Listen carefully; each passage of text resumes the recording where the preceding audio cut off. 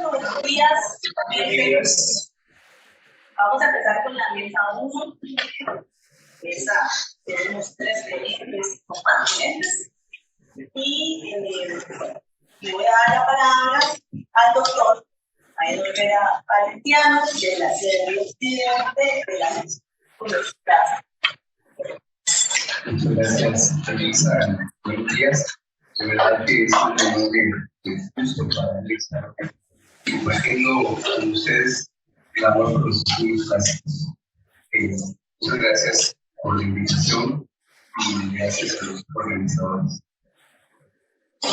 Efectivamente, la ponencia se titula La representación del paisaje marino boliviano.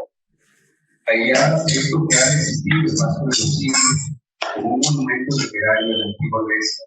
Trasciende su caracterización como un relato que significa batallas y guerras para revelar una ventana fascinante de la mente y cultura de esta civilización. Dentro de esta joya literaria, los elementos naturales adquieren una profunda relevancia y entre los más llamativos se encuentra el vasto enigmático mar. La geografía única de la antigua Grecia, con sus costas intrincadas, su gran cantidad de islas y su ubicación estratégica en el cruce de vías marítimas, forjó una relación inseparable entre los griegos y el mar. Desde su compleja simbología hasta sus impactos en la economía, la religión, la psicología humana, la representación del paisaje marino boliviano es un estudio en sí mismo sobre la interconexión entre el ser humano y su entorno. Hay que recordar que en la antigua Grecia la relación con la naturaleza no era simplemente física, sino también espiritual y cultural. El mar, siempre presente y poderoso, inspiraba tanto asombros como temor. De esta manera, la Ilíada no es solo un poema, es más una cápsula del tiempo que nos transporta al siglo VIII de Cristo e invita a explorar cómo los antiguos griegos interpretaban y atribuían significado al entorno natural. Desde la proa de los barcos aqueos hasta los horizontes marinos, donde se entrelazan lo humano y lo divino, este poema épico revela el eco del mar en la psique colectiva de la antigua Grecia. Así las cosas, a medida que nos sumergimos en el risco entramado en su verso, exploraremos cómo Homero tejió estas referencias al mar, a menudo en forma de metáforas visuales y emocionales que añaden profundidad y complejidad a los personajes y sus luchas internas. A lo largo de esta exploración habrá que sumergirse en cómo la representación del paisaje marino va más allá de lo puramente descriptivo para convertirse en un símbolo multifacético que conecta la naturaleza con la cultura, la espiritualidad con la realidad y las emociones humanas con los caracteres del mar. Unido a lo anterior, al concentrarnos en las más de 205 referencias que se hacen del mar, por ejemplo, mar esplendoroso, mar resonante, mar grande, mar negra, quieta y muchas más, se puede determinar que este no es simplemente el fondo escénico en el que se describen batallas hazañas heroicas, sino una fuerza que moldea y guía las acciones de los destinos de personajes y de pueblos científicos. Esta representación adquiere su mayor esplendor a través de la figura del dios Poseidón, cuyo dominio sobre los elementos marítimos y los terremotos lo convierte en un actor clave en el escenario de la mujer. A partir de esto tenemos el primer acercamiento de los sentidos del mar en la realidad. El mar como una fuerza divina. Como lo mencioné, dentro de este tejido épico, el mar no es simplemente un dios de fondo escénico. Poseidón, cuyo dominio se extiende sobre el mar de sus corrientes, se convierte en un actor clave del poema épico. Algunos epítetos que lo acompañan son el Jesús de cabellos y el quebrantador de la tierra. Esto significa su naturaleza divina y su capacidad de influir, tanto en los océanos como en la tierra misma, o como lo afirma Juan. Estos epítetos son contenedores de significados que surgen de las experiencias más profundas que se han acumulado en el tiempo. Esas experiencias a menudo tienen un carácter sagrado o sobrenatural, aunque estén arraigadas en la propia humanidad. De esta manera, cuando los aqueos se enfrentan a los troyanos en la batalla, Homero lo describe como un gran maremoto mientras lidera a los aqueos. Esta imagen poderosa subraya que es de que Poseidón no es un dios observador, sino un actor directo en el campo de batalla. La comparación de Poseidón con un gran terremoto no solo resalta el papel en la contienda, sino que también comunica la idea de que los mares y las olas obedecen su voluntad, convirtiéndose en extensiones de su poder. La conexión entre Poseidón y el mar no se limita a la batalla. En el canto 15, mientras los troyanos se aproximan a las murallas aqueas, Homero pinta un cuadro impresionante en el que Poseidón, al calor de la tierra, provoca un terremoto que sacude los cimientos del mundo. Tal descripción no solo enriquece el escenario de la batalla, sino que también resalta la profunda creencia en la influencia divina en los eventos naturales. El terremoto desencadenado por Poseidón actúa como un recordatorio visual de su dominio sobre la tierra, también y su capacidad para intervenir en el curso de los acontecimientos humanos. La conexión entre el dios del mar y los terremotos refuerza la idea de que el poder de la naturaleza está entrelazado con la voluntad divina en la mitología de Dios. En el canto 20, versos que van del 57 al 60, el Dios se manifiesta con una fuerza aún mayor. Cito: Poseidón se peleó por debajo de la tierra infinita y también las altísimas cumbres de todos los montes. En el Ida, abundante de fuentes, temblaron las sillas y laderas, los muros de Ilión y las naves ajenas. La destrucción que se traduce en un terremoto devastador y en una marejada que inunda hasta las murallas de la ciudad, refuerza la creencia de que la ira de los dioses puede manifestarse a través de este elemento, del agua, del mar. Otro pasaje en el que se representa el poder del paisaje marino y sus torrentes es en la batalla del propio Aquiles, en la que interviene también el poderoso río Escalando en el campo 21. Rodeaban a Aquiles las olas revueltas y el agua golpeaba, empujando el escudo de Aquiles y el héroe no podía tenerse. Se hacía con las manos a un barco purpurento y frondoso, mas este de raíz arrancado, rompió el borde escarpado, oprimió la muy bella corriente con sus armas, cayó entero el partido y quedó como un puente. Entonces dio un salto y logró del abismo escaparse, y asustado corrió por el llano con pie muy ligero. Como se aprecia en la cita anterior, hasta el mismo Aquiles tiene el poder descomunal de las divinidades asociadas con las armas, al punto de hacer honor a uno de los epítetos más destacados, el de pies ligeros, esta vez no por su velocidad en la batalla, sino por lo mismo. De esta manera, como se ha visto, el mar a través de la divinidad se transforma en un actor del drama, un reflejo de emociones divinas y un medio a través del cual los dioses pueden intervenir los asuntos humanos. El mar se convierte en un vínculo tangible entre dioses y los inmortales, un símbolo de fuerza que también puede influir en el destino de los personajes y sus emociones en el curso de las acciones. De ahí que podamos decir que el mar en ocasiones representa una metáfora emocional. Entonces, dentro de la rica paleta emocional con la que Homero pinta en la Ilíada, el mar se convierte en una metáfora visual que refleja los estados internos de los personajes. Las aguas en calma y las tormentas marinas no solo ilustran el entorno físico, sino también sirven como espejo de las luchas internas y las emociones que enfrentan los héroes. Esta conexión entre el mar y el mundo emocional crea una capa de complejidad y profundidad en la obra que resulta muy interesante. Cuando Aquiles, por ejemplo, lamenta la muerte de Patroclo, Homero utiliza la imagen del mar en calma y las tormentas para ilustrar el proceso emocional del héroe. La descripción del dolor de Aquiles como una tempestad del corazón que se agita en su pecho evoca la idea de que las emociones humanas son tan poderosas y cambiantes como las olas del mar. Esta metáfora no solo comunica la intensidad del dolor de Aquiles, sino que también establece un vínculo directo entre el mundo interno y el mundo externo. En el canto 13 de la Ilíada encontramos, por ejemplo, al valiente guerrero Aquiles, sumido en la tristeza y la angustia.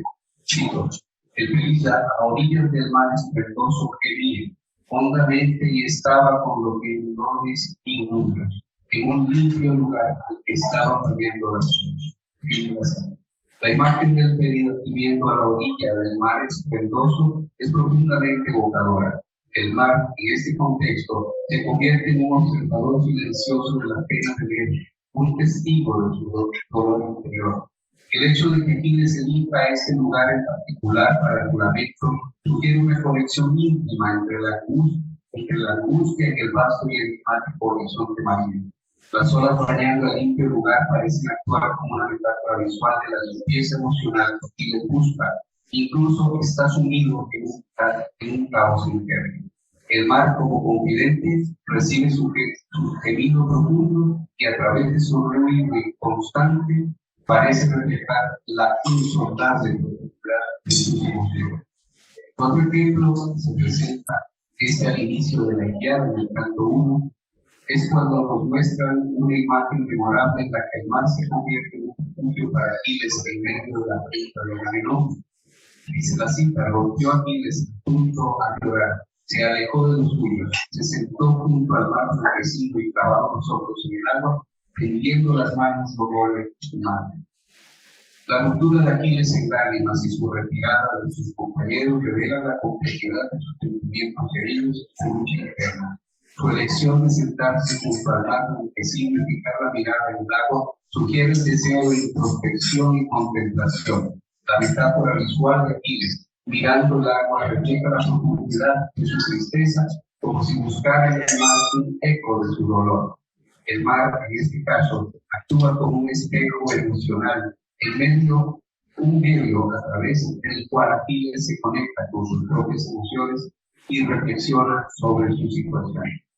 Ambos pasajes destacan cómo el mar en la Ilíada se convierte en una extensión del mundo emocional de los personajes, ya sea como testigo silencioso o como espejo de las emociones internas. Sirve como un medio a través del cual los héroes pueden expresar y explorar sus sentimientos más profundos.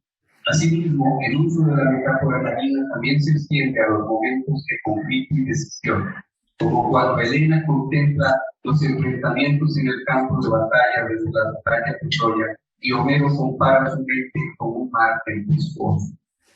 Cito: dijo, y nada repuso el gran Héctor en la oscuridad, pero entonces Helena le habla con palabras dulcísimas: oh cuñado infeliz de esta perla maléfica y dura. Ojalá que ese día en el cual me dio el mundo a mi madre, una horrible borrasca los montes me hubiera llevado y me hubiese lanzado a las olas del mar esplendoroso para ser engullida antes que tales cosas pasaran. La imagen del mar embravecido ilustra la confusión y el conflicto en la mente de Helena mientras contempla la violencia y la devastación que la rodea. Esta metáfora resalta cómo la presencia del mar se convierte en un recurso literario para comunicar estados emocionales complejos.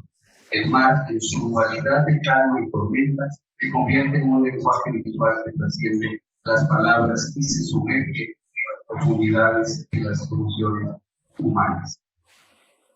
Un ejemplo más revelador de esta metáfora emocional se encuentra en el canto 22, cuando Héctor y Aquiles se enfrentan en el duelo mortal. Homero describe el corazón de Héctor como un mar dividido entre la decisión de luchar y el deseo de huir.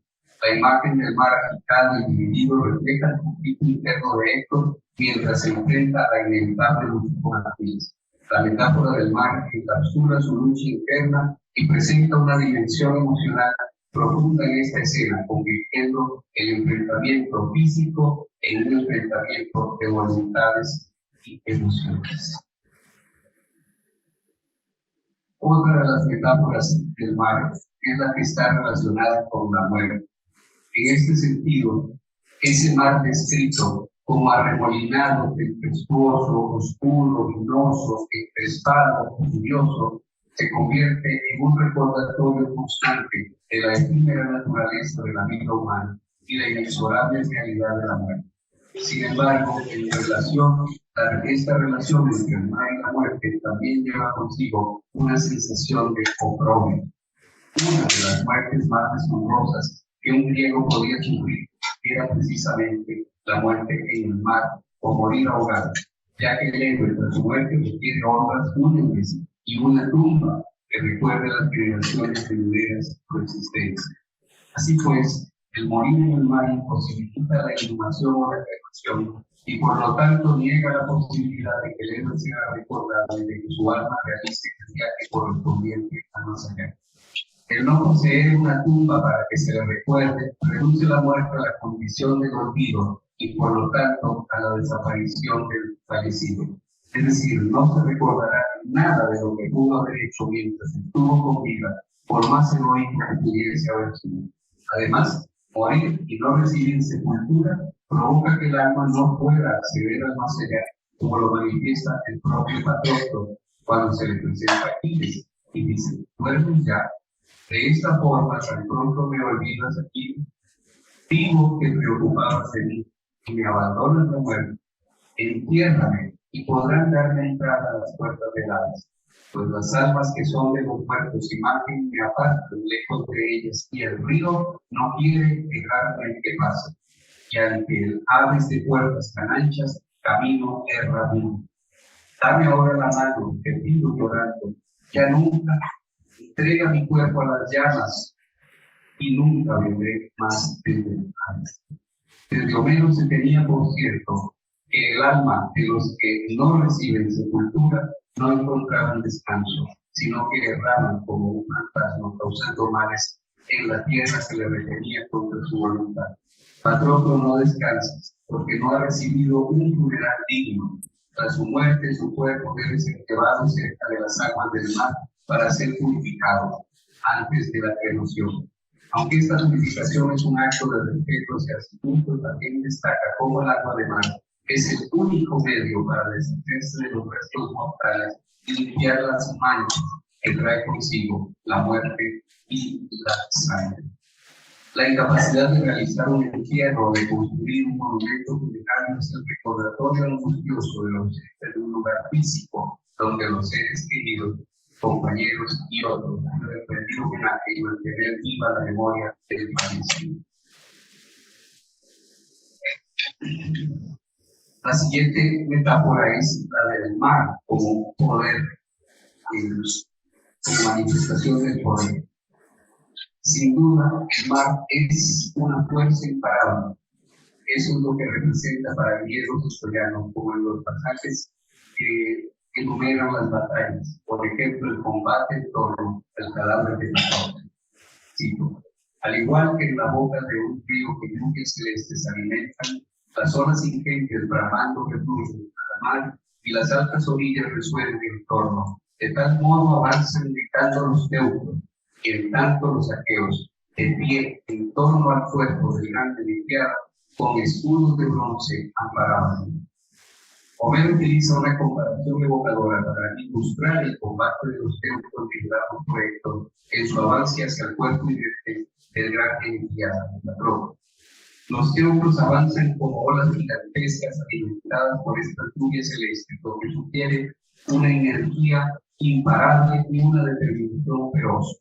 La imagen de las olas que se elevan en la boca de un río y luego refluyen hacia el mar, resonando en las altas orillas, refleja la marea de batalla, el flujo y reflujo de la vida y la muerte en el campo de guerra. Los teucros, como las olas, avanzan en un estruendo ensordecedor, un rugido de victoria en sus gargantas, llevando consigo el simbolismo del mar como un poder incontenible y devastador. Otro pasaje similar, pero ahora en la cara de la moneda, es el siguiente: así como las olas que el céfiro impele sucédense en la orilla sonora y primero en la mar, se levantan en la playa, y las peñas se rompen lanzando camino y combándose, entonces ascienden así a gran altura, y las peñas se quedan después, escupiendo la espuma. Así las falanges del Alcaos marchaban sucesivamente y sin tregua luchaban. En el pasaje que describe las falanges de los aqueos marchando al combate, Homero emplea una analogía marítima para enfatizar la revestida de estos guerreros. Así como las olas que el viento se tiró, impulsa hacia la orilla, los guerreros se lanzan hacia la batalla, primero levantándose en su furia y luego rompiendo con fuerza en la costa en un alarde de estruendo y poder. La descripción de las peñas rompiendo y lanzando ramitos al romperse precisamente evoca el choque metálico de las armaduras y la resonancia de los escudos y lanzas en el campo de batalla.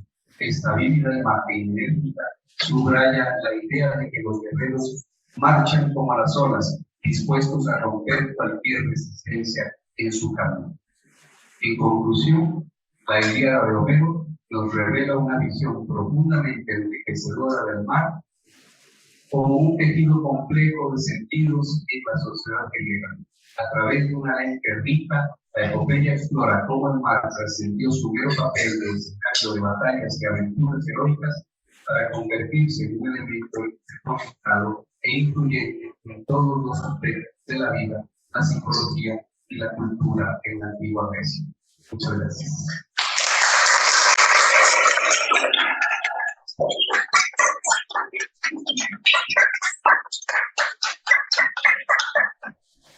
Muchas gracias. Muchas gracias.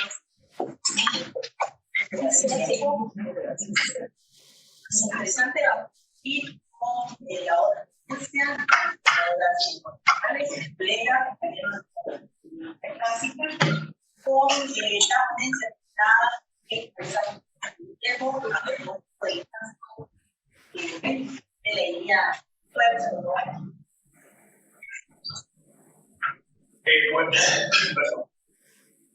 Buenos días. Muchas gracias por la oportunidad. Gracias por estar acá y por la invitación de compartir con ustedes. Saben un comentario que aunque hemos compartido un poco, ustedes nos llevando a la tercera. La reconoce como una celebridad. Para mí esto.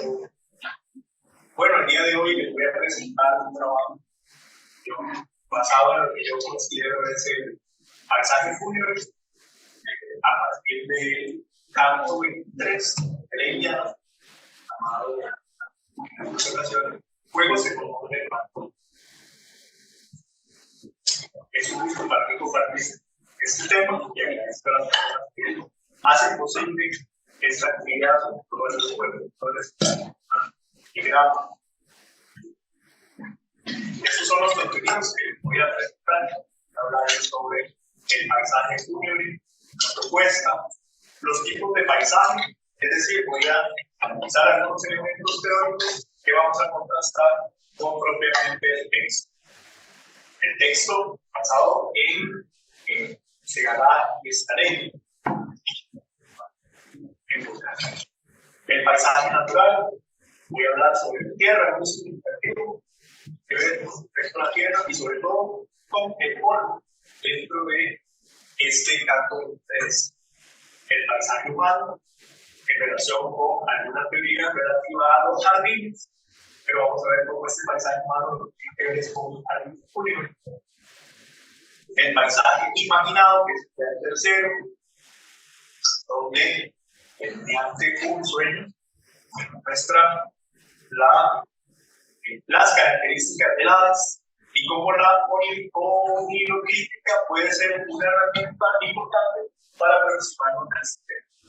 Después, algunos elementos clave que tienen que ver con la configuración de los paisajes fúnebres, es decir, el discurso fúnebre, los juegos fúnebres o motivos y los dones o regalos motivos fúnebres. Finalmente, unas conclusiones. Pero antes de entrar en materia, permítanme anotar 3 citas al acopio de conceptos relativos a la literatura y a la cultura clásica. Y menciono 3 porque el número 3 también va a ser muy significativo dentro de este caso. Parece ser que hay una lectura simbólica presente. Hay muchas analogías con el número 3. Estas citas provienen de nuestro querido Ítalo Calvino, porque leer los clásicos y forman parte también de las cuestiones de la investigación. La número 1, los clásicos son esos libros de los cuales se suele decir estoy releyendo y nunca estoy leyendo. Número 2, Es clásico lo que existe como ruido de fondo, incluso aquí donde la actualidad más incompatible se impone. Y número 3, toda lectura de un clásico es una lectura de descubrimiento como la primera. Me quedo con este número 3 particularmente porque el tema propuesto pues no lo teníamos dentro del panorama cercano como una meta de investigación. Sin embargo, gracias a los aportes que ha hecho la nos hemos dado cuenta de que es algo fundamental dentro de la agricultura y específicamente en este caso de la escuela. Bueno, parte de mi justificación radica en un interés particular de los profesores, todo por este caso, en profundizar en aquello relativo a la tradición funeraria antigua griega, lo cual demuestra la importancia del héroe dentro del campo, no haciendo de la cultura popular, aunque no es visto como gran caudillo que sí representa en la Ilíada, y lo confirma el hecho de que durante los funerales, como lo dice el poeta, las arenas, todas las armaduras se llenaron del alma. Número 2, existe una revitalización reciente de la cual ha sido objeto la saga de Patroclo. Me refiero específicamente al texto La canción de Aquiles de Madeleine Miller, la cual es muy citada cuando estudiamos el tema de la griega. Bueno, este canto lo que hace es concluir con la saga de Patroclo, saga que según Alvari Blázquez existe dentro de la Ilíada. La de Patroclo es la Panacea, que inicia en el canto 16 y acaba en el 23 con otras de las sagas presentes dentro de la Ilíada. Podrían ser la de Briseida, la amistad de Aquiles y Patroclo, la muerte de Patroclo propiamente, y el rescate del cadáver de Héctor, que abre paso a un tipo de saga, que abre paso a, por ejemplo, las posogénicas del Quinto de Sigildo. Bueno, y la número 3 es la frecuente mención dentro de este canto de un banquete fúnebre y de un discurso. Entonces me plantea la posibilidad de que existiera dentro de este canto pues un paisaje fúnebre, que no todo lo que adorna el paisaje o al canto tiene que ver con, ahora bien, banquete fúnebre y discurso fúnebre están más integrados de lo que es un paisaje. Bien, uno de mis objetivos generales es describir lo que considero es el paisaje fúnebre, lo llamado luego y los elementos que lo constituyen. Tengo la hipótesis de que existe un paisaje fúnebre antiguo en el que se describe con precisión los elementos dados en este caso, basado fundamentalmente en la teoría de Susan-Gilbert, la cual identifica el paisaje como la segmentación del paisaje habitual y productivo. Es decir, ese momento donde mi paisaje esté en el paisaje. Y que al extrapolar estas categorías, el paisaje fúnebre, que es lo que se propone, es el resultado del entrecruzamiento de varios momentos y lugares que se identifican con zonas fúnebres representadas en el llamado punto de 3 específicamente. Asimismo, Hitler, al reflexionar sobre la organización de las comunidades antiguas, hace referencia a 3 elementos que están presentes en la crítica, y estos son el paisaje natural, el paisaje humano y el paisaje imaginado. ¿Qué paso a detallar? El paisaje natural contempla todos aquellos elementos relativos a la orografía en general, es decir, montañas, llanuras, aguas dulces y mares convencionales españoles, sobre todo los mares, y viene muy a contrapelo lo que voy a decir. Bueno, también habla sobre los recursos naturales y el tratamiento de la ética clásica de seguridad. Pues, a esta, que era básicamente de explotación. Sirve la madera para hacer barcas, sirve la madera para hacer filas funerarias. El paisaje humano, que se muestra segmentado, pues se divide según las necesidades. Número 1 de sobrevivencia y número 2 de los convenios de la organización política.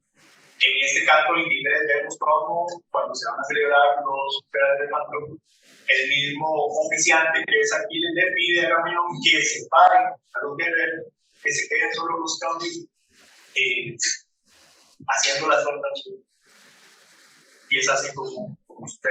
Y el número 3, que es el paisaje imaginado, que se une al mundo conocido, pero que se reconoce por existir más allá del alcance de la experiencia humana.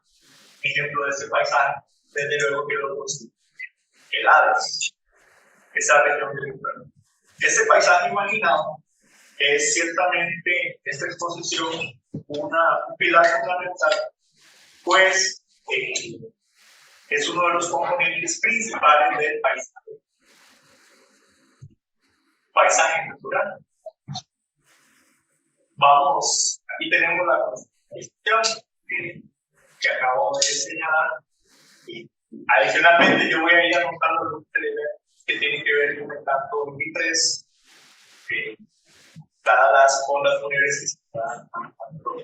Bueno, en este caso, nada más para recordarles el argumento, leo de esta versión. Luego aquí les celebra y oficia unos expendios funerales de Patroclo, mientras ata el cadáver de por los pies de su carne y se lo lleva arrastrando por el polvo.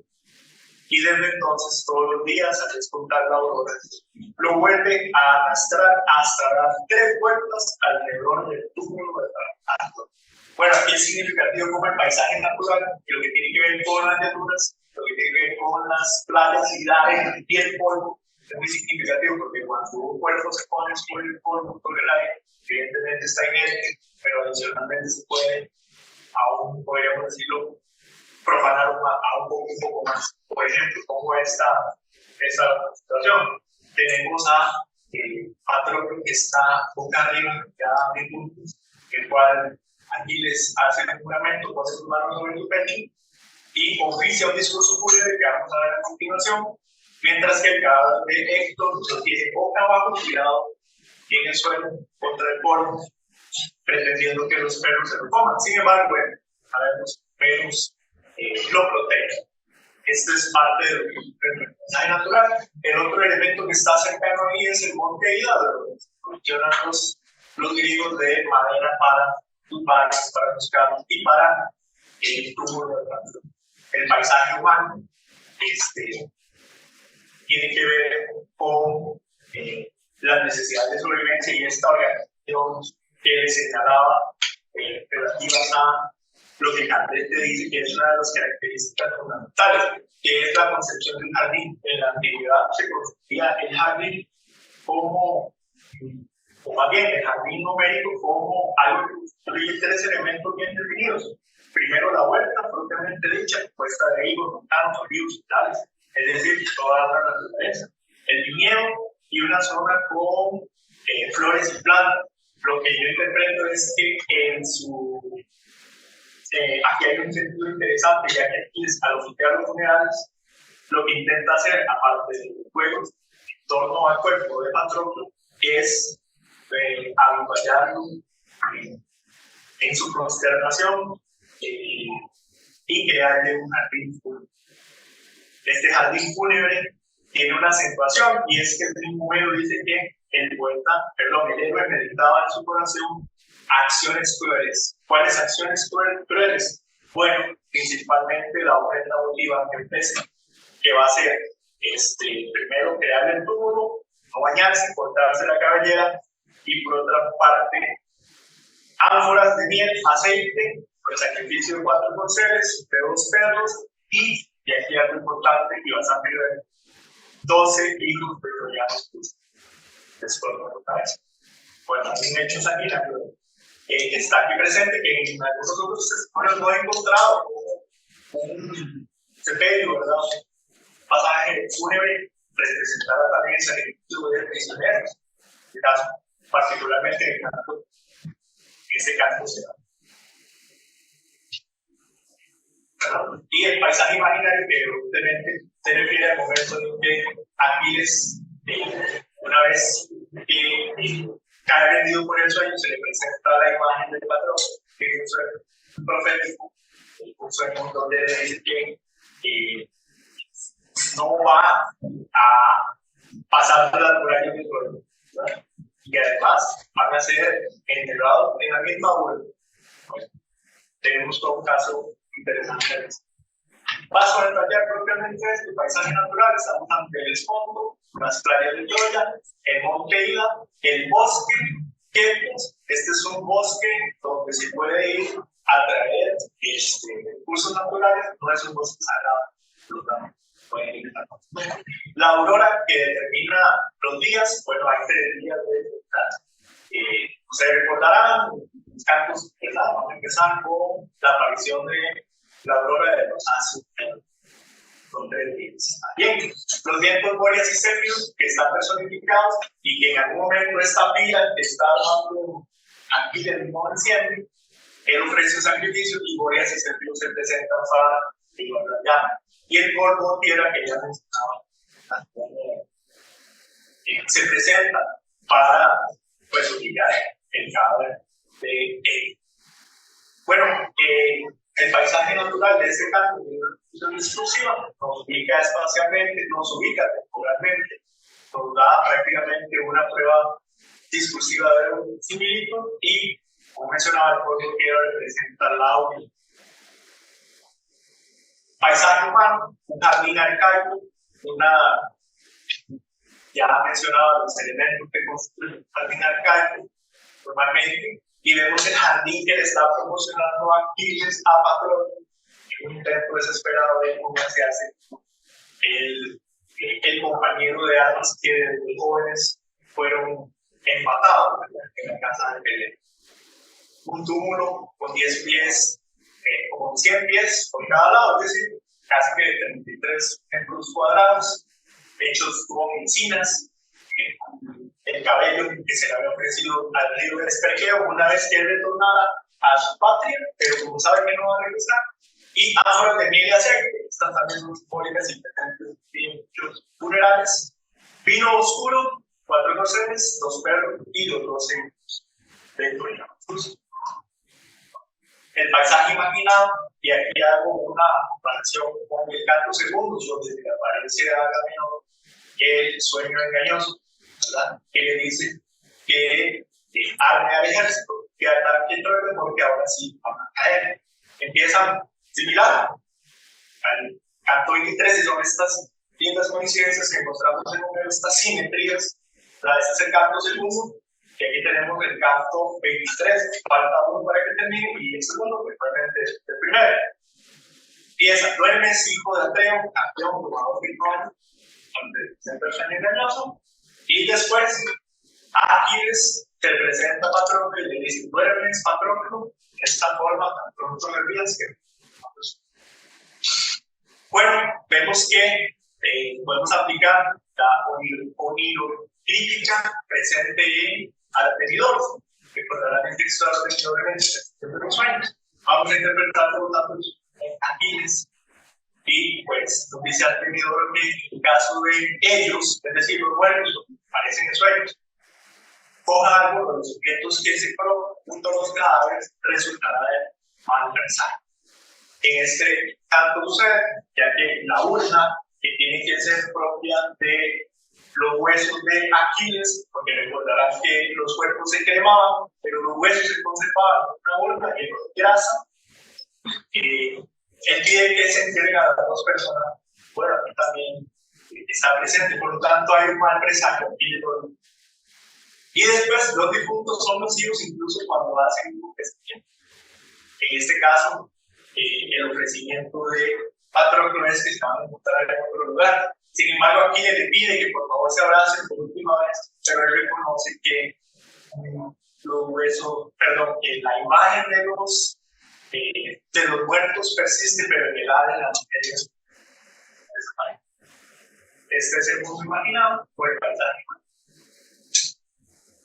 Otros elementos, ya para ir finalizando, que están dentro del paisaje funcional y que conviene señalar son el lamento fúnebre, donde, como ya les señalaba, lo realiza Aquiles, poniendo las manos sobre el cuerpo del Patroclo inerte, y mientras claramente esto tiene la cara del fondo, lo cual nos hace recordar que existe un discurso de Pericles que lo hace de una forma similar.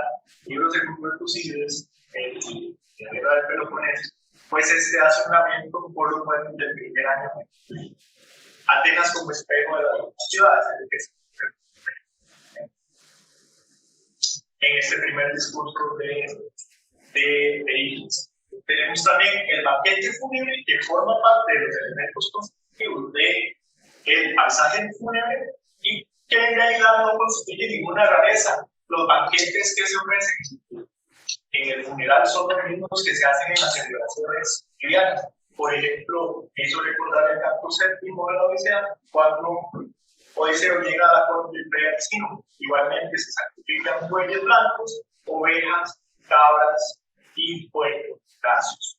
Finalmente, y esto sí distingue un elemento importante de los funerales, son los bueyes, donde se hacen regalos, donde inclusive en la segunda parte de este canto, que ya aquí les toma otro tono, más mediador, más conciliador, más transigente, donde hay peleas que llega a ser el juez para dar camino y dirige muchas disputas.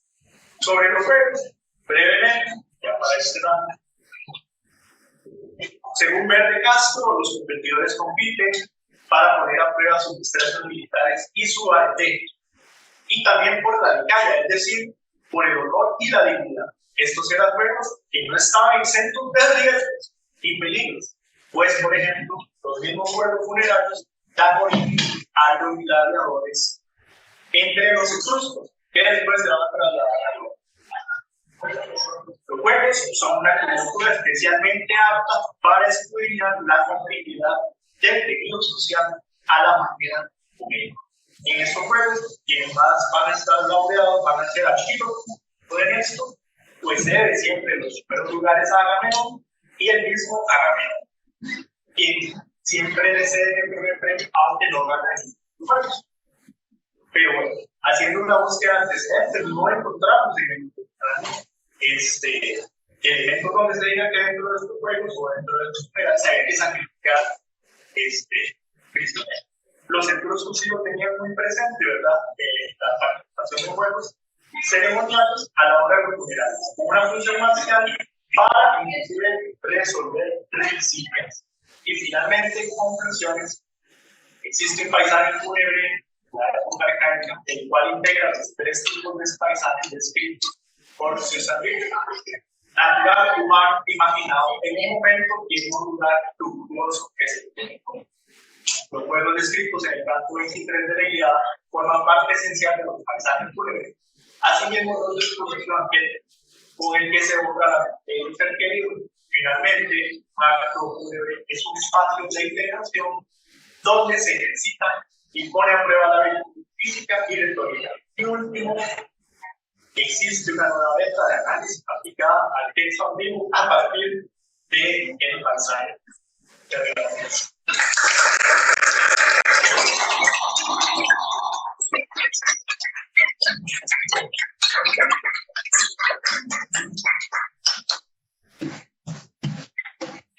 Nuevamente, gracias. Al forma de tiempo. Exacto.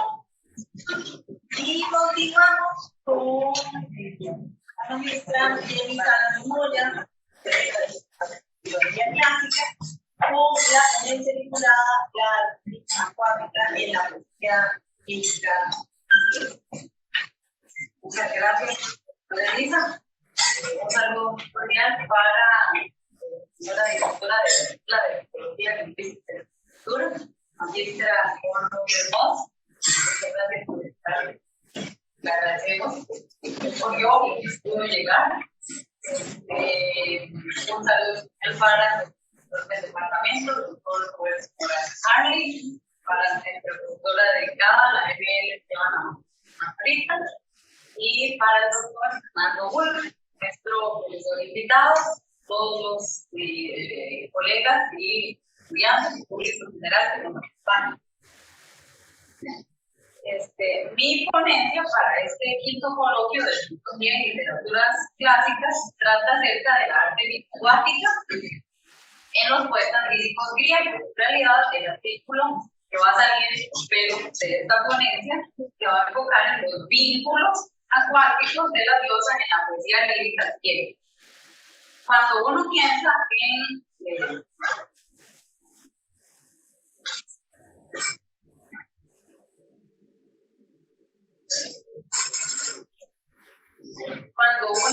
en la diosa Artemis, hay muchas imágenes o atributos con los que se asocia a esta deidad. Por ejemplo, los entornos boscosos, la caza, la montería, los animales salvajes, como los ciervos o los jabalíes. Incluso uno puede imaginar la jauría con la que la representaron principalmente los poetas helenísticos, como sus herramientas de caza, además, claro está, del arco y de la flecha. Estas características de Artemis agreste son muy propias de la poesía épica. Particularmente en Homero encontramos epítetos los más comunes para la diosa.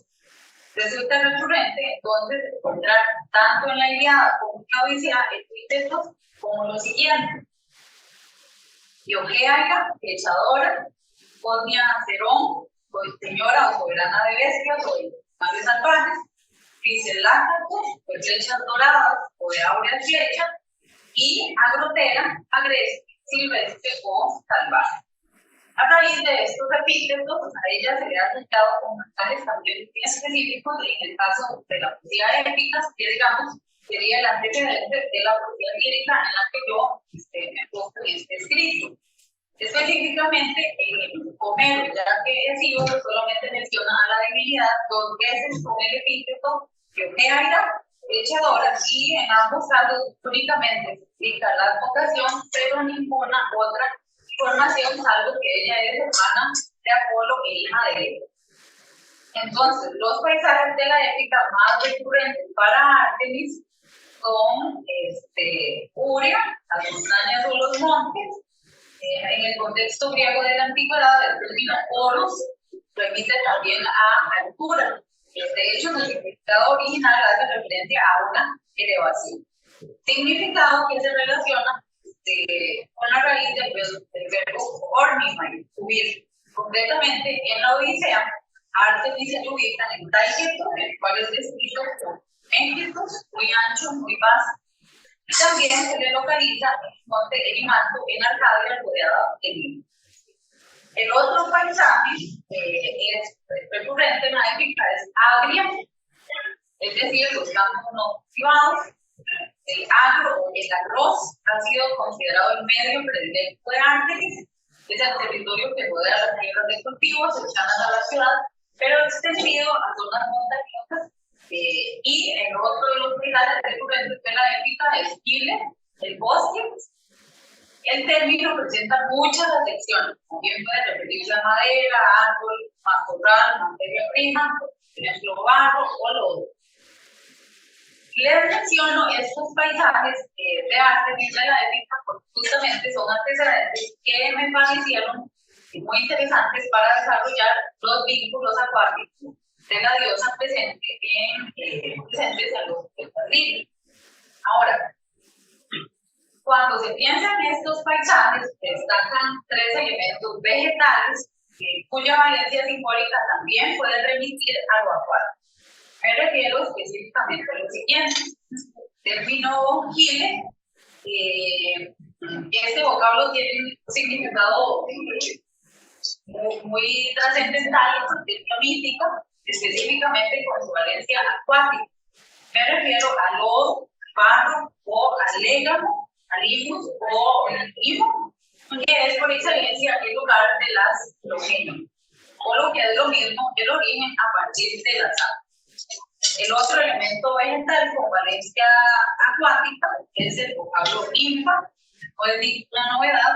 En la mitología griega hay muchos tipos de ninfas y también muchos términos para ellas. Tenemos, por ejemplo, las orejas, la cambría, la teresa y la pestaña. Resulta que cuando se describe a Artemis por las montañas, de la Odisea se dice que ellas retosan ninfas. Las ninfas son consideradas deidades menores de la naturaleza. Abro comillas, cada puente, cada montaña, cada río, así como cada árbol tenía sus propias ninfas, las cuales eran veneradas en el lugar donde habitaban. La mayoría son divinidades de los manantiales, pero también habitan en las grutas donde hay humedad. Resultó muy común que las ninfas fueran veneradas en los bosques, en las grutas y principalmente cerca del fuente. Efectivamente, las ninfas son las divinidades de todas las aguas que corren, de todos los manantiales y de todas las fuentes. En este caso, su lugar de residencia no es un lugar concreto, sino donde se encuentra la diosa Artemis. En la mitología griega, uno de los mitos que ilustra la compañía de Artemis rodeada de ninfas es el relato de Acteón, que para su infortunio ve a Artemis cuando en compañía de varias ninfas de sus equipos se estaba bañando después de una cinegética. Y el último elemento, con valencias simbólicas acuáticas, es la referencia a ortigia u ortigia. Este término, ortigia, deriva de ortis o ornis, de manera que Ortigia es la isla de la Ortigia. ¿Por qué se llama así esta isla donde nace Artemis? A diferencia de Apolo, quien nace en Delfos. La explicación es aún más interesante con respecto a los antecedentes de este vínculo acuático que señalo yo con respecto a la diosa Artemis. Y como es común en los mitos etiológicos, el nombre de esta isla se debe a una consecuencia que en este caso particular es la medecia erótica de Zeus. Asteria, que es hermana de Leto, la madre de Artemis, es perseguida por Zeus, quien después de unirse a Leto quería hacerlo también con su hermano. Ella lo rechaza y huye, abro comillas, convertida primero en codorniz y después en roca y arrojada bajo las aguas del mar, a luego de la zona, Zeus la hace emerger, flotar como isla grande con el nombre de Ortigia. La metamorfosis en pájaro, codorniz, en este caso, que es la primera transformación de Asteria, habla también de algo muy antiguo, a saber, de la diosa pájaro y resulta interesantísimo que, abro comillas, el pájaro era considerado la vida de las almas, la epifanía de la diosa, con mayúsculas, ya que remite a la diosa madre de Dios, percibida como los profundos abismos acuosos del espacio cósmico y como los mares y ríos, pozos subterráneos y arroyos. No es casual, por tanto, el vínculo de arte no solo con los entornos acuáticos, como ha sido evidente, sino además con la luna regente de excelencia de todos los ciclos y de todas las aves. Tomando en cuenta estos antecedentes de la ética, quiero mostrarles algunos de los vínculos acuáticos de la diosa Artemis más sobresalientes de la poesía lírica. Les voy a mencionar un par, digamos, de los más llamativos de los otros, que podrán ver cuando publique el artículo. Creo que como era de esperar, en el poeta donde encontramos más referencias a la diosa Artemis es Píndaro, y quien nos remite algunos epítetos, principalmente epítetos interesantes. Sin embargo, referencias a la diosa las vamos a tener principalmente en poetas como Sapo, Alceo, Anacreonte y Alismandro. Entonces, de Píndaro, de hecho, de Píndaro es que les voy a señalar los epítetos. Vamos a tener el epíteto en la Olímpica tercera de Hipozoa, Artemis, conductora de caballo, que no, estos epítetos no son tan comunes, ¿verdad? En Artemis, a los que uno está acostumbrado, Artemis, la flechadora, la cazadora de ciervos, que viven únicamente y exclusivamente en los bosques. Entonces, vamos a tener este epíteto, Hipozoa, conductora de caballos, o la que pone en marcha los caballos. Esta imagen de la parte inferior izquierda que ustedes tienen es justamente una representación de Artemis, de las bocas que pueden conseguir conduciendo una cuadriga, ¿verdad? El caballo es por antonomasia el animal consagrado a Poseidón, dios griego del mar y de las aguas. Él es el dueño de las fuentes subterráneas, también un centauro, que vive en un palacio de oro en el fondo de los mares, donde con su atributo tridente reina sobre todos los fenómenos del mar. Poseidón, ¿verdad? Suscita las tempestades y las calmas, hace surgir islas y todos los dioses marinos que están sobre él.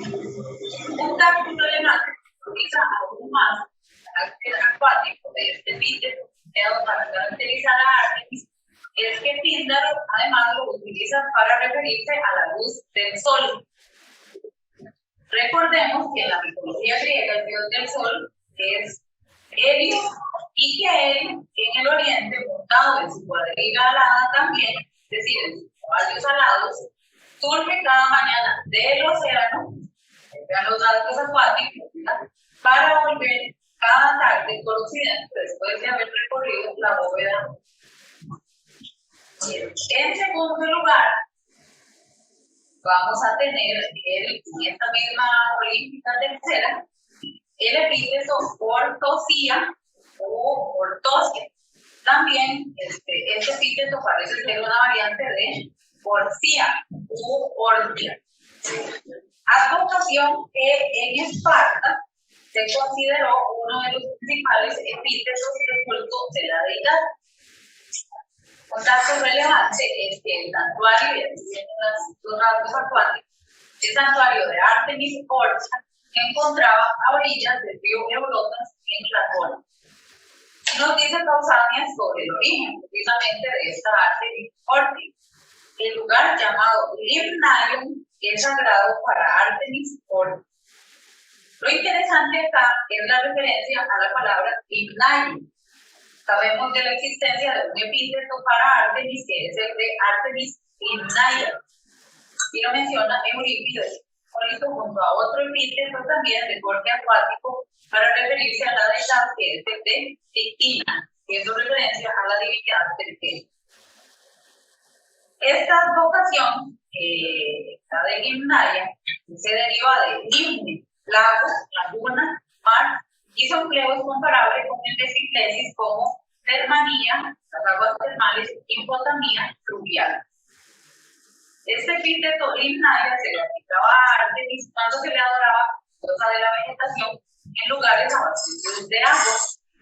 Sin embargo, también se afirma que el término es más bien un topónimo con el que se designó un lugar protegido. Con respecto a esta Artemis Ortia hay muchísima información. Muchísima información y no hay realmente una certeza, ¿verdad?, con respecto a qué exactamente se refiere el epíteto, ¿verdad?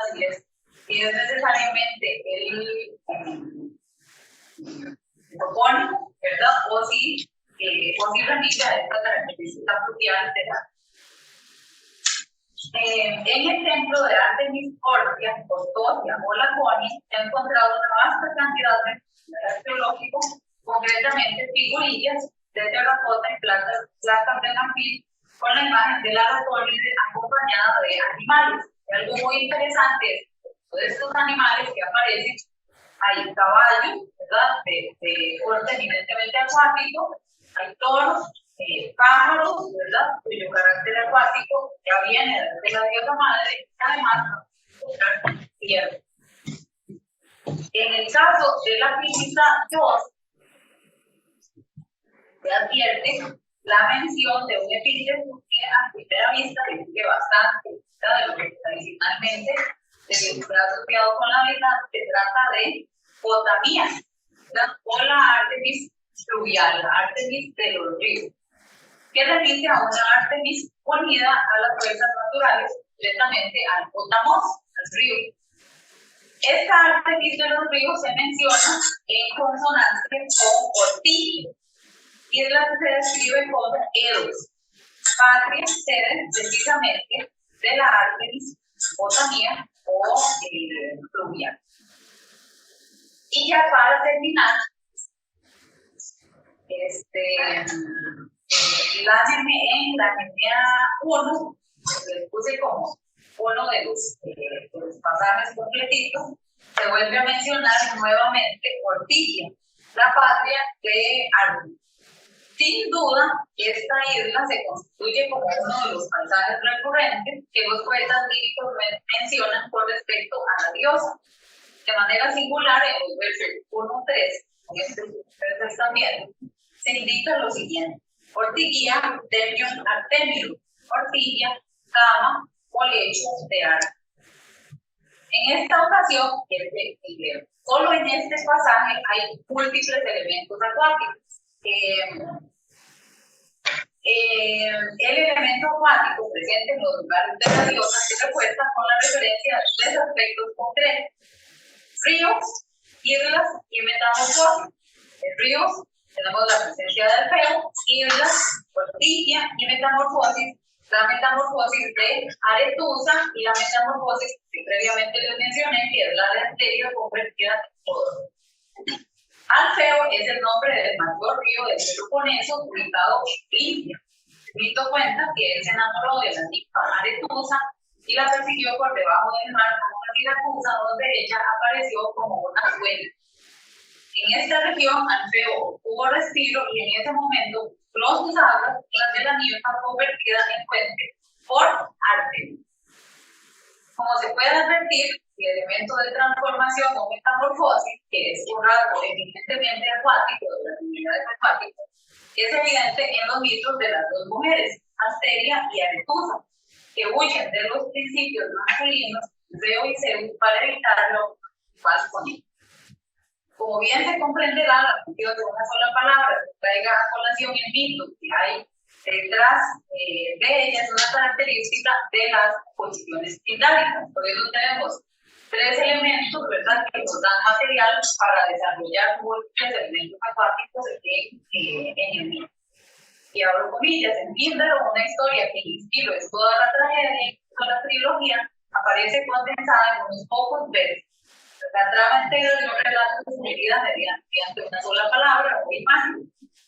En ocasiones, mediante la referencia a nombres propios, el epinicio es capaz de hacer presente no solo un determinado relato, sino múltiples historias que circulan en torno a ciertas situaciones.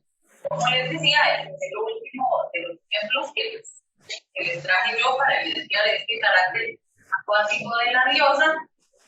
No les voy a presentar conclusiones porque el trabajo aún no está terminado, pero sí, el trabajo futuro que queda con respecto es delimitar el corpus de los poemas, ¿verdad?, de los poetas líricos, la búsqueda de los epítetos y los vínculos acuáticos de la dinámica, y como ustedes pudieron darse cuenta, estos vínculos se pueden establecer a través de un análisis mítico simbólico de la diosa con otras divinidades del grupo acuático. Y por último, bueno, la publicación de este artículo. Muchas gracias.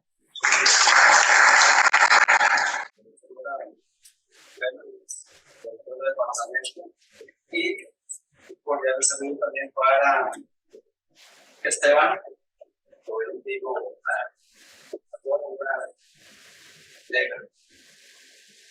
magistrales. Bueno, presentaré sobre Orestes, personaje que vamos a hablar también pueda dentro de la tragedia. Pero también esto acciones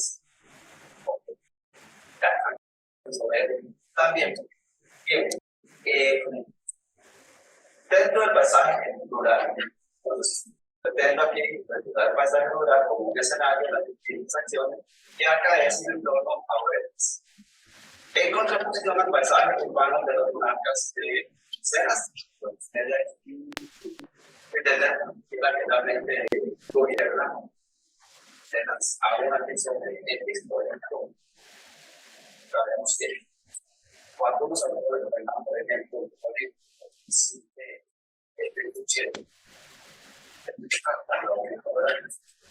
y el marco de la tragedia del magnicidio que tiene que cometer un carácter heroico antes de su poder, porque es un héroe, Es un héroe justiciero. ¿Quién hace justicia por la muerte del padre? A pesar de todo, todas las circunstancias que de la muerte de ella, la muerte de Agamenón, el padre. Él tiene que hacer justicia porque no puede quedar impune una muerte, yo diría, dinástica de la dinastía de los Pelópidas, llega Agamenón. Él es continuador también. Y hay elementos que vamos a ver ahora que nos pueden determinar ese entorno a manera de una conceptualización, una metáfora conceptual que podemos hacer de distintos elementos. Son muchos elementos los que aparecen realmente en los autores trágicos, básicamente en los autores trágicos. Las cintas que pongo ahora son de ellos tres, Esquilo, Sófocles, Eurípides. Bien. Por eso es ese héroe justiciero de la muerte de su padre. Cumple esta labor en un entorno natural que lo determina y lo envuelve en una atmósfera de reivindicación. Él se va a reivindicar. Todos esos elementos naturales van a sopejar para que él tenga esa conciencia de que su crimen va a ser de una manera comprendido y que hay la absolución que él va a tener. Bien, el entorno natural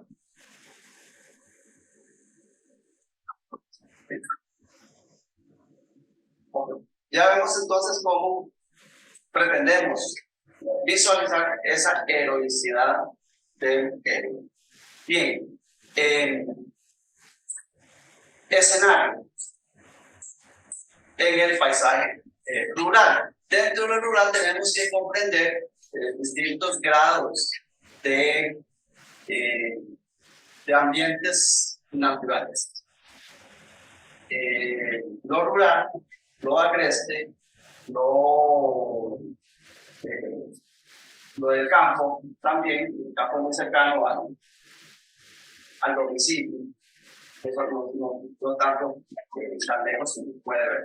Bueno, pues, describimos un paisaje y en ese reconoce el barrio de la vida humana. Hay que ver eso.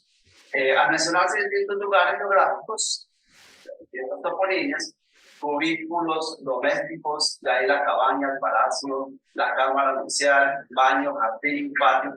Esos son espacios de esos que tengo aquí, cubículos domésticos, muy particulares del entorno urbano, diferente a ese entorno rural, que es el que va a determinar esas circunstancias por las que debe pasar por esto.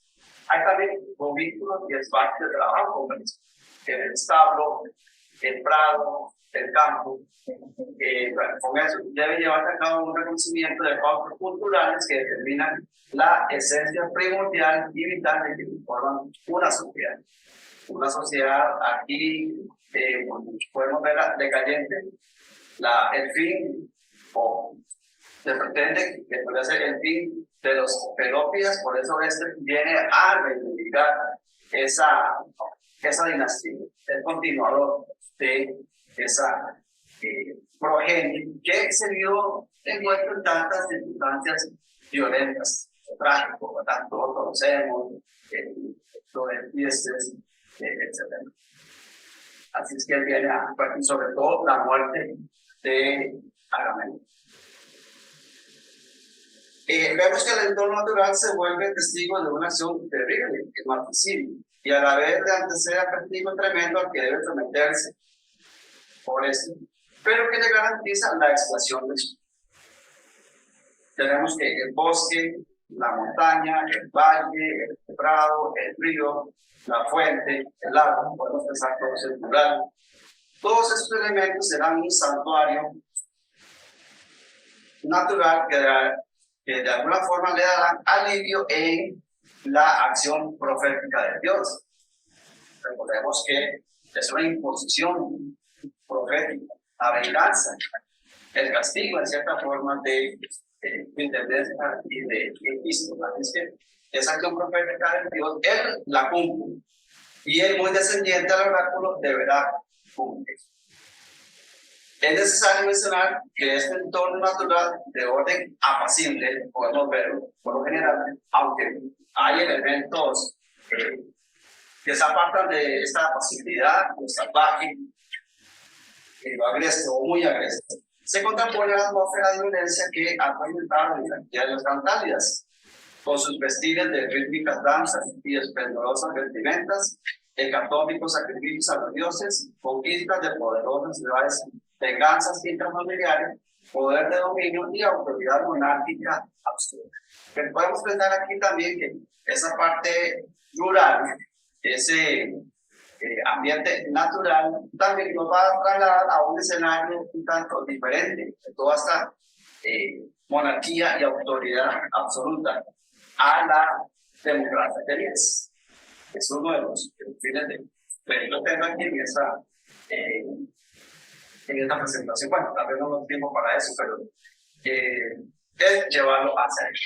Por eso aparece Atenas, Atenas, como media hora, por eso llega a Atenas, un juicio, y es liberado en cierta forma, que ya él podría sentirse libre de esa atadura de sí.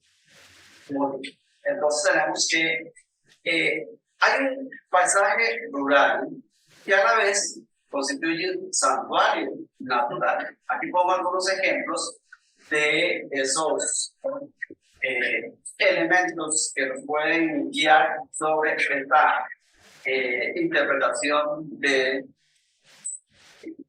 esta heroicidad de Orestes. El bosque. Ahí tengo un ejemplo de Sófocles en la Electra, el verso 5. El bosque, más que todo, la palabra alsos. Existe otra palabra, la que mencionó Jenny, ¿verdad?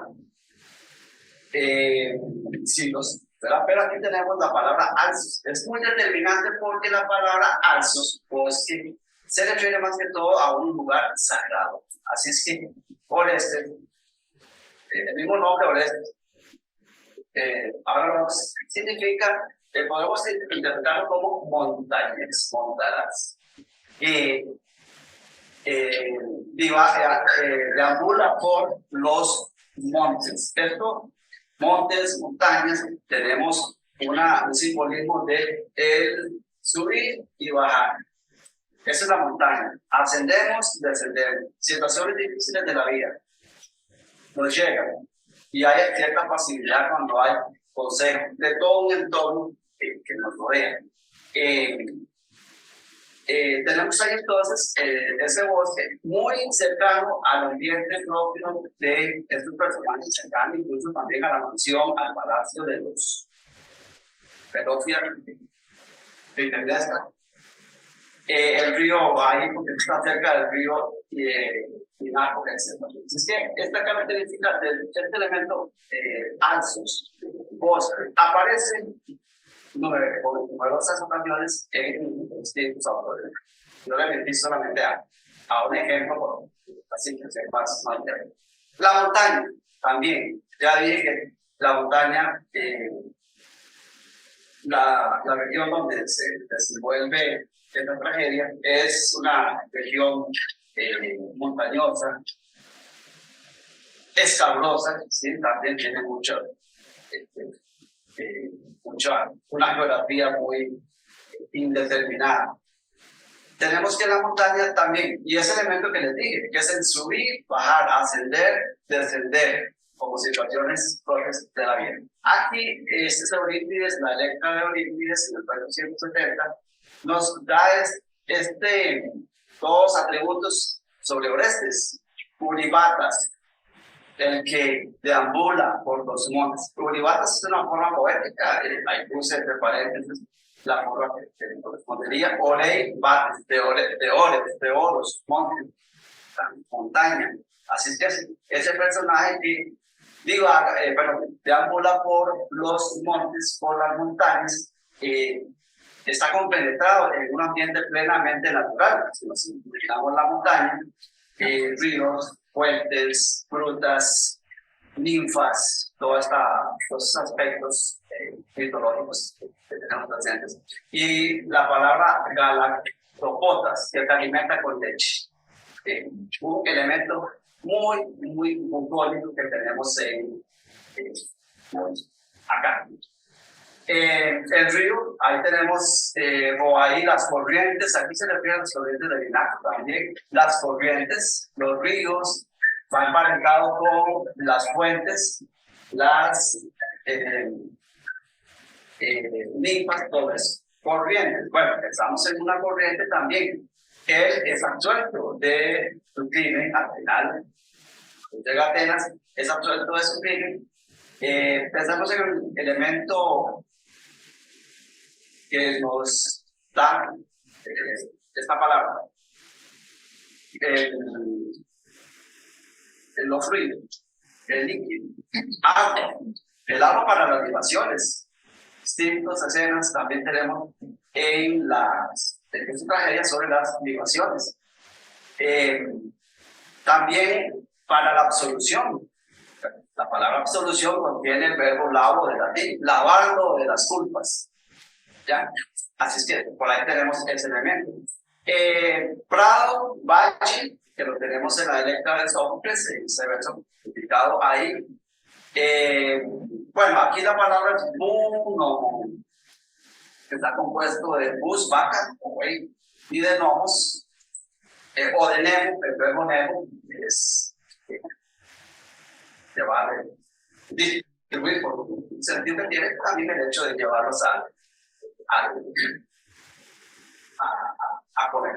Entonces, buno, aquí por sentido de valle, lugar de descanso, lugar apacible. Entonces también dentro de ese ir y venir en la montaña, a través de la montaña, también se llega a un valle de, que indica esa tranquilidad, cierta tranquilidad.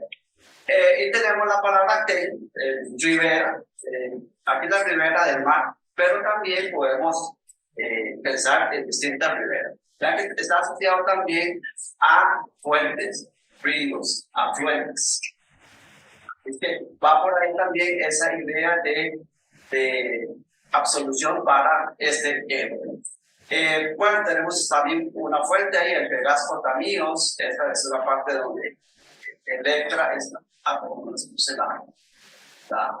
la fuente de 309, pero esta es de la Electra de Orígenes. Cuando ella habla con el campesino y que cierto deber es que tiene que ir a la fuente para ayudarlo a él, al campesino. Bueno, ese es el otro elemento que ahora veremos. En Gruta, ahí tenemos ese stege tomos, esa que tiene que ver con lo asimilar aquí en Gruta, porque stege, de cierta forma, es como una cobertura. Algo que cubre, techo, en el sentido de techo. Y Tormos, que es subterráneo, así es que el elemento de... En el campo tenemos ahí, bueno, el bus, la vaca, el buey, hay otros elementos como las cabras, las ovejas, etc. Y guías que tenemos ahí, el surco, el campo, el sentido del campo, surco, cuando aquí es el campesino también que le dice a Electra que tiene que ir a las labores también del campo, sembrar. Muy bien. Tenemos todos estos elementos, algunos que estamos mencionando aquí, hay muchos elementos, van configurando esta idea de que el R por F está dentro de un recinto que a la vez lo determina como cierta santidad, está pasando por ahí cierta santidad, y que al final de cuentas no va él tiene la confianza de que va a salir de ese paso tremendo. Bien, hay un lugar muy determinante. Aquí sí nos vamos a hablar de una línea que es la Focia. La Focia es una región al norte del Golfo de Corinto, encierra ahí cerca de la zona de Argos y de Gisela. Es muy representativo también porque, bueno, tenemos el santuario de Delfos, ahí en la fósil, el santuario de Delfos. Ahí dice, ahí resalté el mesopalos, piedras, el recinto o el asiento, piedras, asiento del mundo. Tiene como el ómpalos, ahí meso es el ómpalos, asiento del mundo.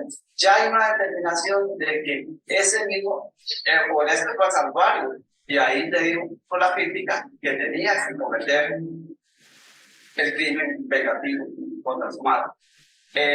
Ya hay cierta,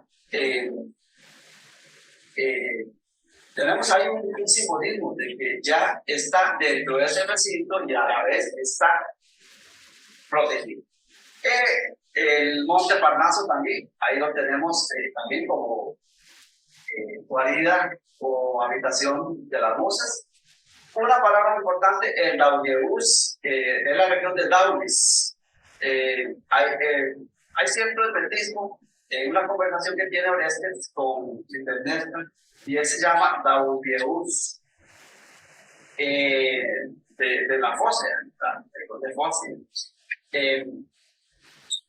Ese Daugeus tiene el sentido del gorrión, perdón, del ruiseñor, de la golondrina también, un sentido que podemos ver ahí de un renacer, de una etapa diferente, de una nueva generación y de un nuevo momento en la vida.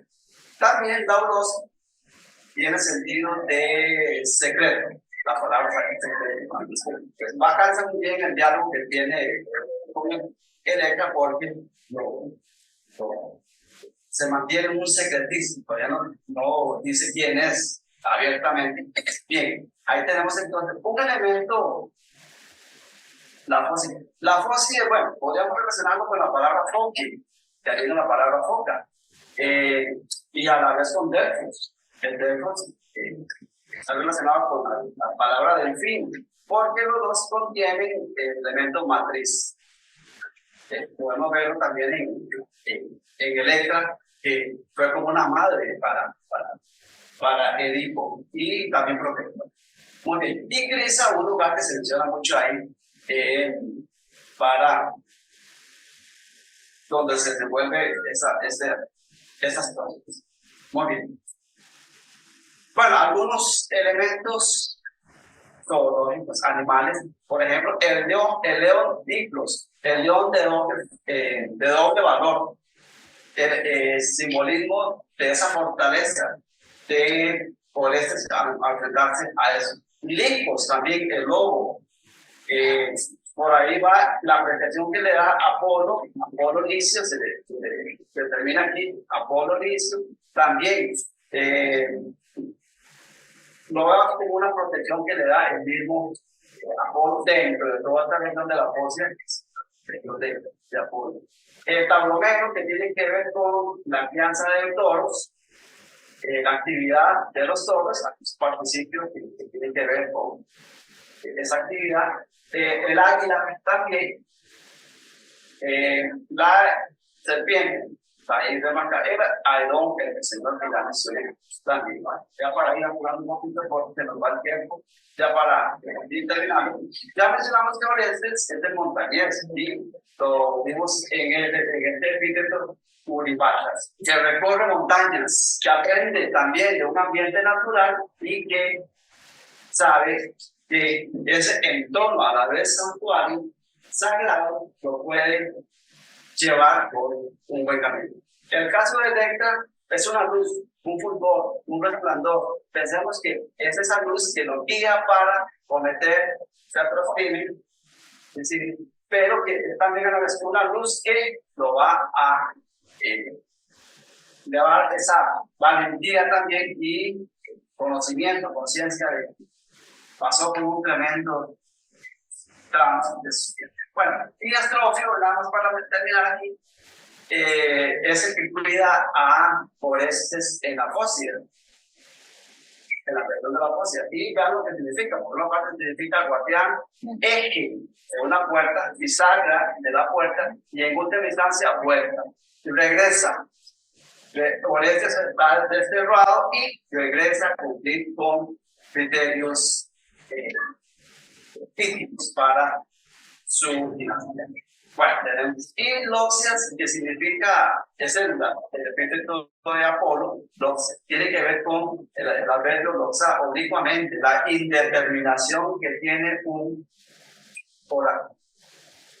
Esa inconsistencia, sobre todo de la persona que lo está pasando, pues qué es, qué o qué no es, pero ya lo tenemos.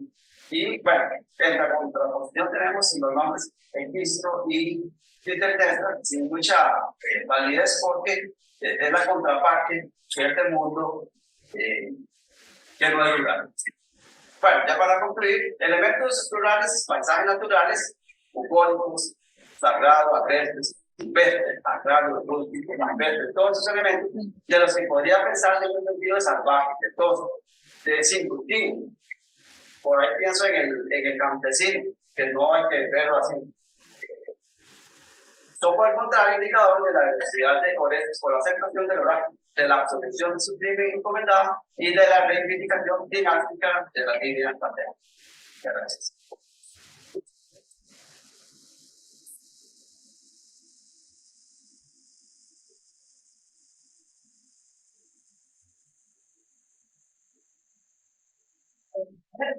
Ahora, digamos, abrir un espacio de preguntas.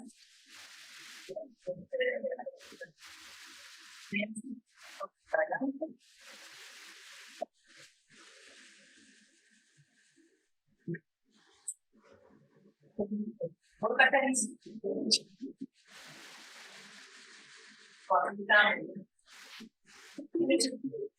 Quiero hacer un pequeño comentario porque sí, una gran coincidencia del tema del paisaje en las distintas exposiciones, muy bien elaboradas, bueno, lo digo por parte de los compañeros también.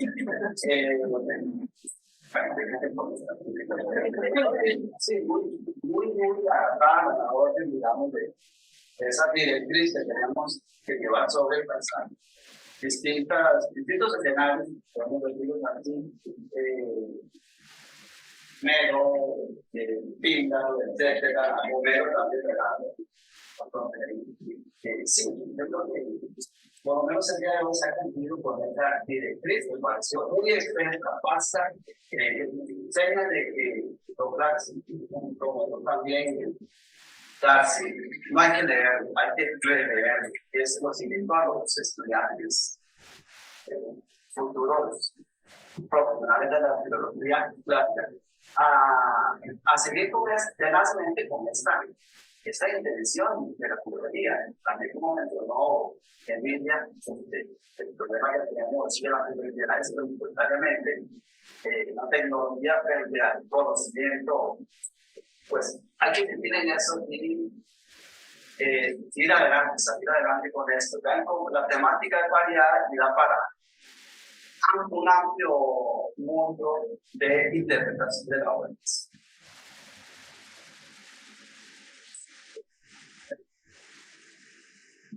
Yo básicamente quería felicitarlos por el enfoque que le dieron a sus trabajos, sobre todo la idea del paisaje al principio me sonó como tan abstracta y que yo creo no se me ocurría cómo lo podían deslindar en el marco de lo clásico, más con esa tendencia ambientalista actual y toda práctica.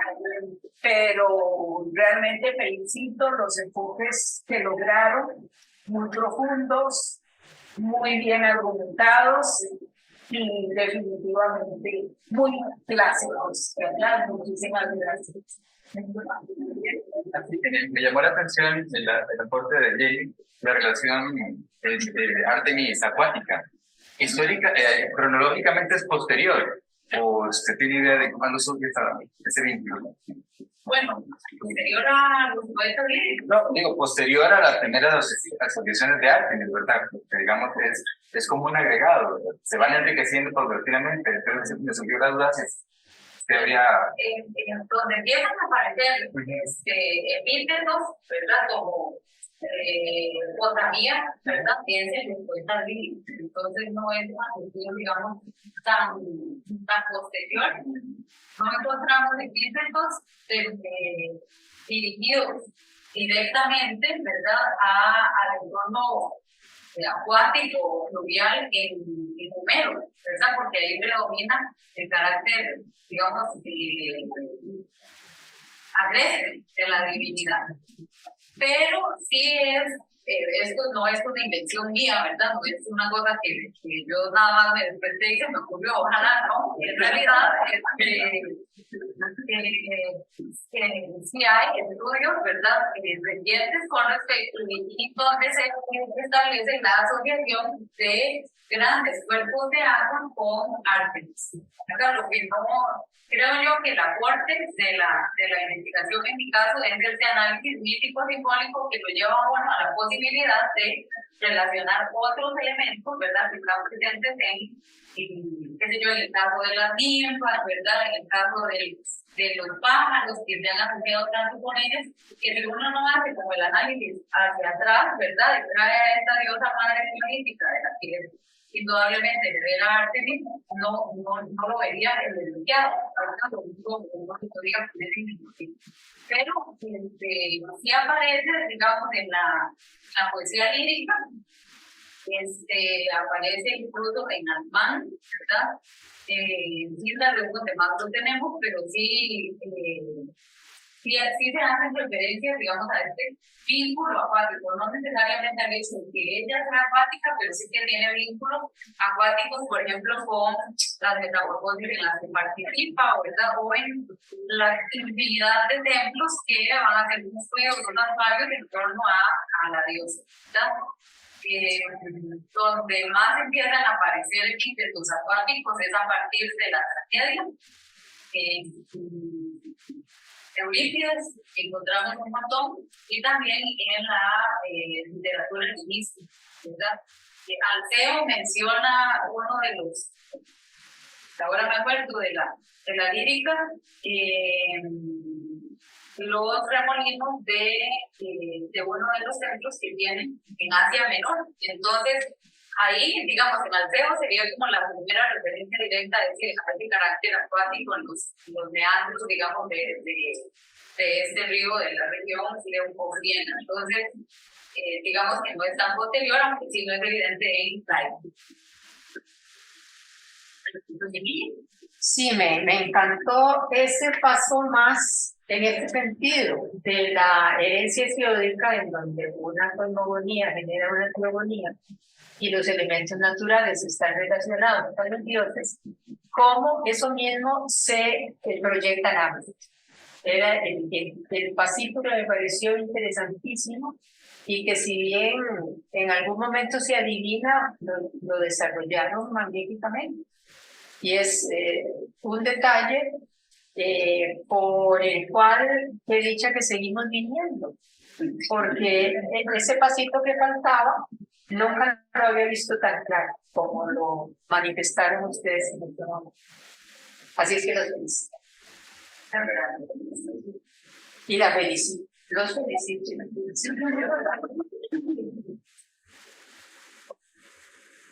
Voy a hacer un anuncio yo aquí.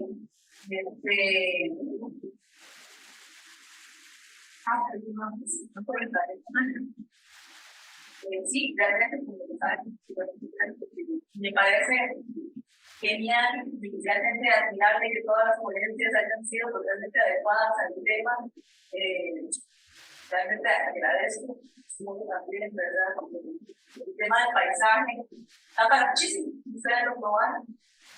Y de hecho quería preguntar especialmente a Darcy, ¿en qué son los tres tipos de paisajes? El imaginario, el natural y el humano. He visto el concepto de paisaje cultural, pues el tema del paisaje cultural, ustedes pretendían, digamos, eso del tema de los fúnebres, imagino, dentro del paisaje cultural, sería como una unión del paisaje humano del paisaje natural. Sí, justamente.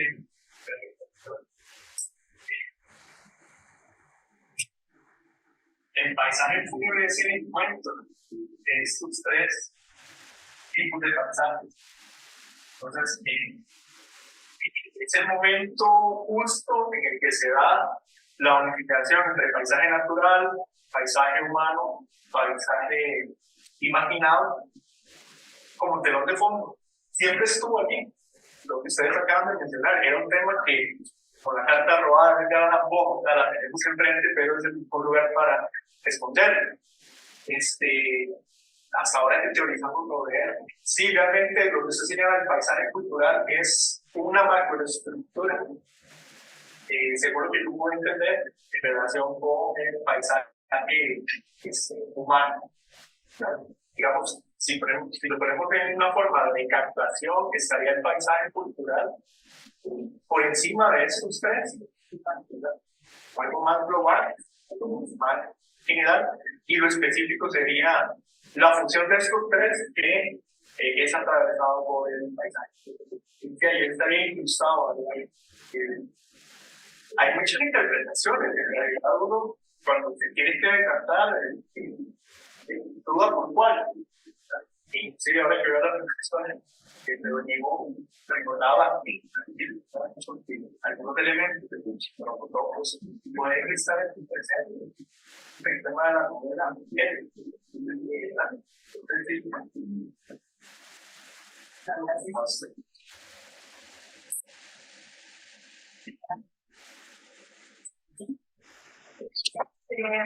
Vamos a invitarlas a un refrigerio que tenemos en el vestíbulo. Entonces, podamos con la primera todo y nos